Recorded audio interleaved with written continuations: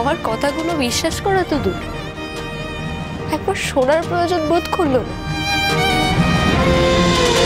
বড়বৌদি, তুমি শিওর যে ও পালিয়েছে?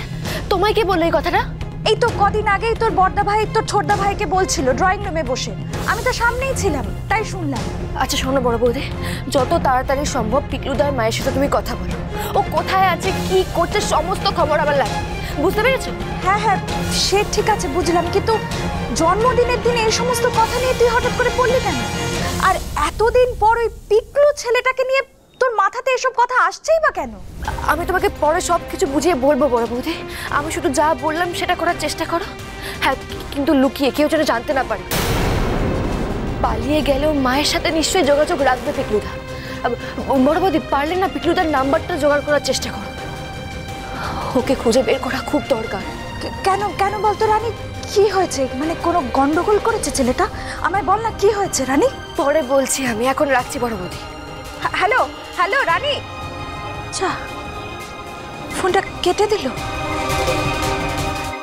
রিতমদা, পিকলুদাকে আমাদের খুঁজে বের করতেই হবে। তুমি একদম ঠিক বলেছো। এই রানী, আমার বাবার সাথে কথা হয়ে গেছে, বাবা কালকেই খোঁজ নেবে, আর পিকলুদার আশেপাশে যারা থাকে তাদেরকেও জিজ্ঞেস করবে। তুই একদম চিন্তা করিস না, আর এই পুরো ব্যাপারটা যে তোকে বিপদে ফেলার জন্য সাজানো সেটা ক্লিয়ার। আর রানী শোন, বলছি তুমি ভাইকে নিয়ে কিন্তু একদম চাপ না। তুমি তো ওকে চেনো, বল? ও এখন রেগে আছে মানে ওর কোনো কিছুই মাথায় ঢুকবে না। ওকে ভালো করে কিছু বলতে গেলে উল্টো পাল্টা শুনিয়ে দেবে। আমার কি মনে হয় জানো তো, ওর মাথায় না এখন একটাই কথা ঘুরছে, তুমি কালীঘাটে ছেলেটার সাথে দেখা করতে গিয়েছিল। সত্যি রানী, আমার না নিজের ভাইয়ের ওপর মাঝে মাঝে খুব রাগ হয়। আমারও তোমার ভাইয়ের ওপর খুব রাগ হচ্ছে গো। ও নিজের বউ যে কষ্ট পাচ্ছে, ওর মাথায় কি সেটা ঢুকছে না? এরপর তো নিজেই ড্যাং ড্যাং করে আসবে রানীকে মানানোর জন্য, মানে মাথা গরম করে দেয় জাস্ট। এটাই তো আমার জীবনের সবচেয়ে বড় চ্যালেঞ্জ রে।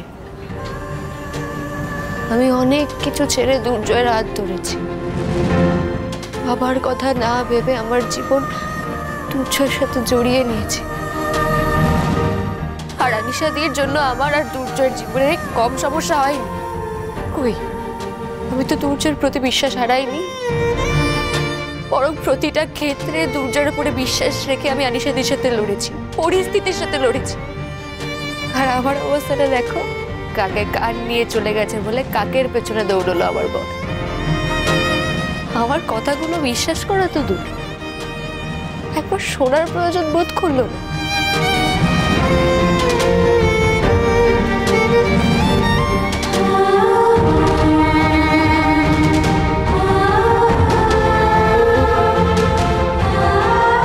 জানিস তো এবু, কখনো কখনো আমার মনে হয় যে আমার সবকিছু আবার নতুন করে ভাবা উচিত। তোমাদের জানি সোম থেকে রবি প্রতিদিন সন্ধ্যে ৬টায় স্টার জলসায় ও ডিজনি প্লাস হটস্টারে।